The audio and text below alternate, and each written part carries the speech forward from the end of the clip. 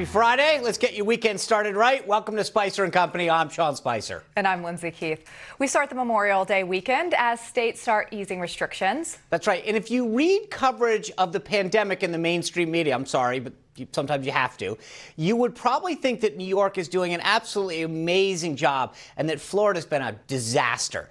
Governor Andrew Cuomo, he's fantastic. He's crushing it. And Governor Ron DeSantis of Florida, well, he's making a ton of mistakes and not doing anything right. But like so much of what we read in the mainstream media, the facts don't support the media's narrative. Shocker, I know. Well, the Lieutenant Governor of Florida is about to join us in a moment to take a look at the actual numbers, you know, those facts that we like to talk about, and shocking, disturbing footage from a nursing home in Michigan. I want to warn you before you see this thing.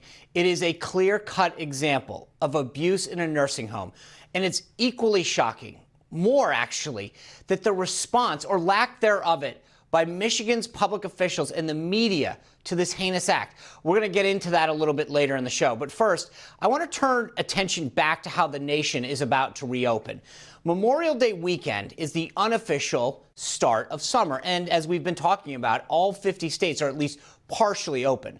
Florida opened its restaurants and its businesses with some restrictions almost 3 weeks ago. And some of the media said that it was way too early and predicted there to be this massive surge in coronavirus cases. They were bashing Ron DeSantis, the governor, saying he had no clue to what he was doing, comparing his performance to what Andrew Cuomo was doing so amazingly up there in New York. So let's look at the numbers. Florida actually has a larger population than New York. There's 21.6 million people in Florida. New York has 19.5 million. Florida's had 48,000 cases of COVID compared to 356,000 cases of COVID in New York, and 21,000 deaths compared to New York's 28,000 deaths. New York almost also had 6,000 nursing home deaths. That's 5 times as many as in Florida. Now, I wasn't a math major, but I do know this. And I'm not trying to make this a competition. But it's important to get to the bottom of this because, as I said, if you just listen to the media, you're going to get a completely different picture. But why are so many of the numbers so much lower in Florida? And why is the media trying to portray Florida's response as being less than New York's? Take a look at this. Issues and Insight says, and I quote here, Cuomo's COVID-19 panic killed thousands in a nursing home. In New York, 5% of the seniors living in nursing homes have died from COVID-19. In Florida, the disease has claimed less than 0.06% of those in nursing homes. What explains the vast difference in death rates among this vulnerable population? New York Governor Andrew Cuomo panicked about COVID-19, while Florida Governor Ron DeSantis did not. Now, Governor DeSantis has taken a lot of heat for his decisions in the media, unjustly, based on the statistics that I just read to you. He says enough is enough. Here's the governor. You got a lot of people in your profession who waxed poetically for weeks and weeks about how Florida was going to be just like New York. Wait 2 weeks, Florida's going to be next. Just like Italy, wait 2 weeks. Well, hell, we're 8 weeks away from that, and it hasn't happened. So we've succeeded, and I think that people just don't want to recognize it because it challenges their narrative. It challenges their assumption. So they got to try to find a boogeyman. Maybe it's that there are black helicopters circling the Department of Health. If you believe that, I got a bridge in Brooklyn I'd like to sell you. I just love Mike Pence standing there. He's like, that guy's fired up. He's fired up. All right. Well, to tell us how Florida's doing, joining us now, the Lieutenant Governor of Florida, Jeanette Nunez. Lieutenant Governor Nunez, thanks for being here. I hope you share the same passion for Florida and how well it's doing as Governor DeSantis did. Now, I'm not, like I said at the beginning, I'm not looking to make this a competition. Lives are at stake. But I do think that we need to compare the reality and the statistics of what Florida actually has done vis-a-vis these other states compared to what the media is saying.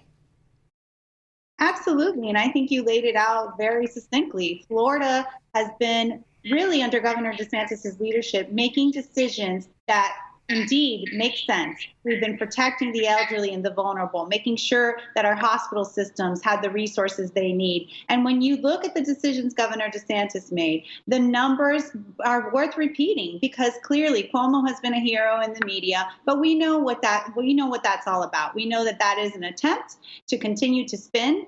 It is partisan. It is is far too long that the media refuses to be objective. We're used to them being biased, but it's another thing when they're flat out wrong. Lieutenant Governor, earlier today, the president came out to the press room and said that he wants every governor, every state to open up places of worship. He wants them to be considered essential. What is Florida going to do in response to that and to what the president has asked? Well, Governor DeSantis at no point shut down churches. Obviously, we encourage churches to remain spiritually connected but socially distanced. But we think it's important. We understand that there are constitutional rights at stake, and this governor has been very mindful of our civil liberties, of our constitutional rights. And so we're excited that the president has made that declaration, but we also want Floridians to know that this governor stands by Floridians' civil rights and constitutional rights, and he wants to make sure, again, that they're safe. And they're smart about it. And certainly if you're elderly or have underlying health conditions, take those precautions. But we're excited about all of the things that Governor DeSantis has done, our recovery efforts, and making sure that Floridians stay safe and protected. You know, let me switch gears for a second. The Republican National Committee just intervened in a Democratic lawsuit to protect election integrity. I think we can show you the headline here. You're obviously well aware of this.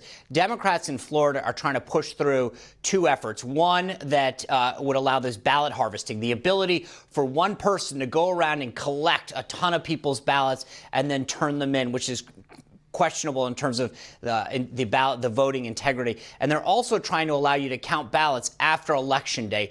What are you and Governor DeSantis doing to prevent this from happening?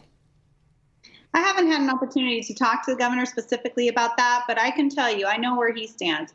We are committed, 100% committed to ensuring the integrity of our elections. And so we're absolutely committed to making sure that in this upcoming election, that Democrats don't get their way, that they're not able to really buy those elections and harvest votes, that we've seen the effects of that all too often. And so we're 100% committed to not just making sure elections are sacred, but that they're safe, they're secure, and that they have the integrity that voters expect. I'll tell you what concerns me, and I've run a campaign down in Florida. What concerns me is you have a lot of big buildings, a lot of places where seniors live, and I'm concerned that the Democrats are going to go through, hand out these, make sure that everyone's got their ballot and say, hey, hand them to us, we'll take care of it for you. There is a big concern that I have about the integrity of people's votes when it comes to allowing people to come through, collect them all, and you've seen it over and over again where some of them end up in the wrong places, some of them end up in piles. I don't know why just allowing people to send them back isn't good enough. There's got to be a concern that Democrats don't think they can win this fair and square. Absolutely. We see that time and again, and we're going to make sure that we continue to work on that issue very, very clearly. Okay, well, let me ask you, just if I can real quick, a lot of Florida depends on tourism. A lot of those big theme parks there, I've been to them, had a great time, but you're getting on a ride, and when you're on a ride, you're only, you can only be so close to somebody else. Is there anything that the state of Florida is doing when it comes to these big parks to make sure that social distancing is in place? We were fortunate to have the vice president in town, and we had a roundtable specifically around tourism and hospitality, and all three of the theme parks were well represented. And I know that they're working very closely with the local government, putting together plans. They're submitting them to the state. But Governor DeSantis said this at that roundtable. He wants to hear from them. Government doesn't necessarily know the ins and outs of their operations. We want to work collaboratively with them. And I have no doubt that those theme parks are going to put together plans that will ensure the safety of Floridians and really everyone that loves to come to them. And we hope that you'll come soon, Sean. Oh, well, I count on it. You can have me back anytime soon. Governor, thank you very much. I hope you have a blessed and safe Memorial Day weekend. And thank you for everything you're doing. You as well. All right. Well, first it was revealed that General Michael Flynn was unmasked. Then yesterday we had Don Jr. here, and he told us that he's concerned that both him and his siblings may have been investigated and unmasked leading up to the election. Well, what does all this mean for the 2020 elections? We're going to ask former Acting Attorney General Matthew Whitaker when we come back. Plus, we're going to tell you about a push in Congress to stop the military from helping Hollywood make movies that China then goes on and changes. And Diamond and Silk join us later. All that when we return.